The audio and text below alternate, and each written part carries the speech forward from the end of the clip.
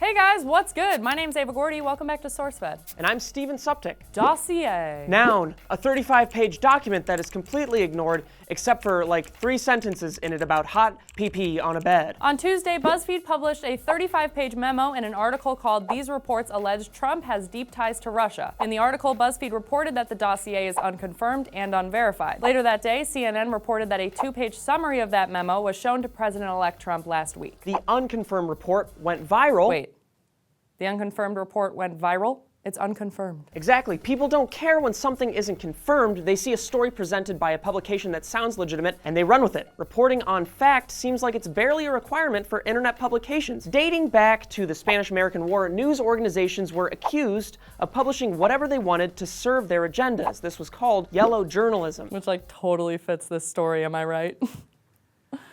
I'm not sure if you're right, Ava, because I don't understand what you just said. Forget it. Although, BuzzFeed presented something that might be of interest to the American people. So is that the role of journalists now? Oh! Pee! Yeah. It was pee! Yeah. You were referring to pee! Okay.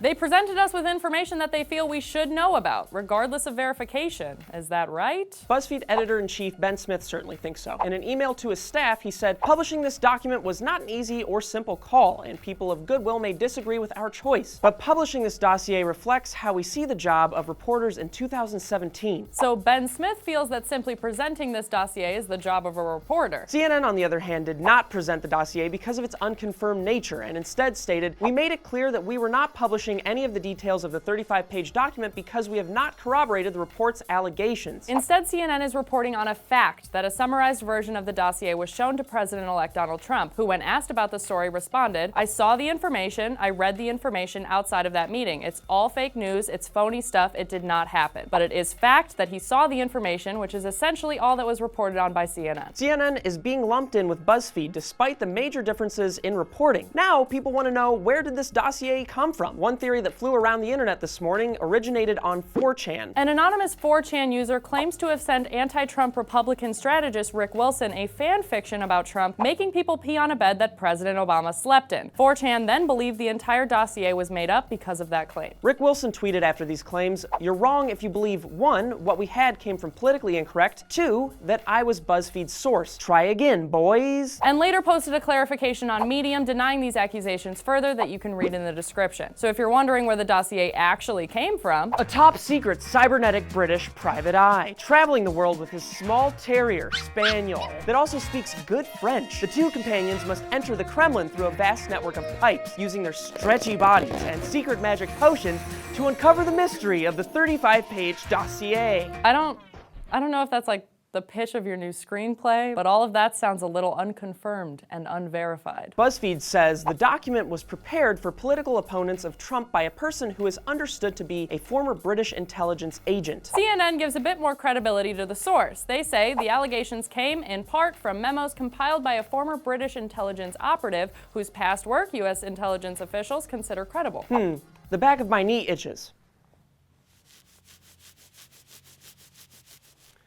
While his or her past work may have been credible, the memo itself may not be. BuzzFeed said of the memo, "It is not just unconfirmed, it includes some clear errors." Wait, they said the job of reporters is to share the information, but the information is at least partially wrong, and they chose to publish it anyway? Yeah, there were a few mistakes in the dossier. For instance, the company Alpha Group referenced throughout is actually spelled Alpha Group with an F. And the report says that a settlement outside Moscow called Berivka is reserved for the residences of the top leadership and their close associates. BuzzFeed corrected this mistake, saying it is not reserved for anyone, and it is also populated by the very wealthy. The big shame of BuzzFeed's post is its timing. Currently, our Senate is in the midst of confirmation hearings on President-elect Trump's cabinet, the people he appointed to run our country with him. We've included some links in the description below to get anyone interested up to speed on the topic. The article was also posted right before Trump's aforementioned press conference and overshadowed some important highlights. The most important, perhaps, being President-elect Trump admitting that Russia hacked the DNC, which benefited his campaign. When asked if he agreed with the intelligence community that Vladimir Putin ordered the hack of the DNC and the attempted hack of the RNC, Trump said, "As far as hacking, I think it was Russia, but I think we also get hacked by other countries and other people." Wait, so does he say it was Russia or not? He says he thinks it was Russia.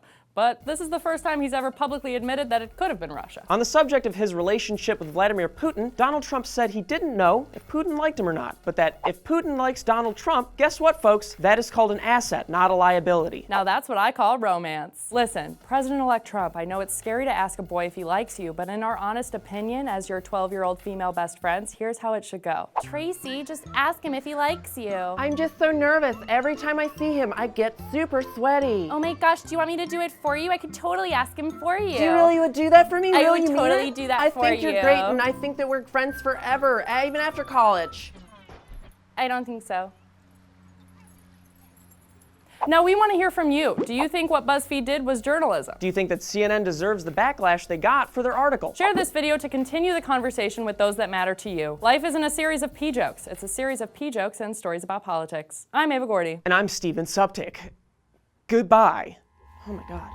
7. We did it, The number's the next number 7. But we did it, though. Welcome back to SourceFed. I'm Steven Suck. And I'm Candace Carazali. You're probably wondering why Candace and I are sinning so much today. In her acceptance speech, she lashed out against President-elect Trump, discussing his imitation of a disabled reporter. This isn't the first time a celebrity's used their platform for their political agenda.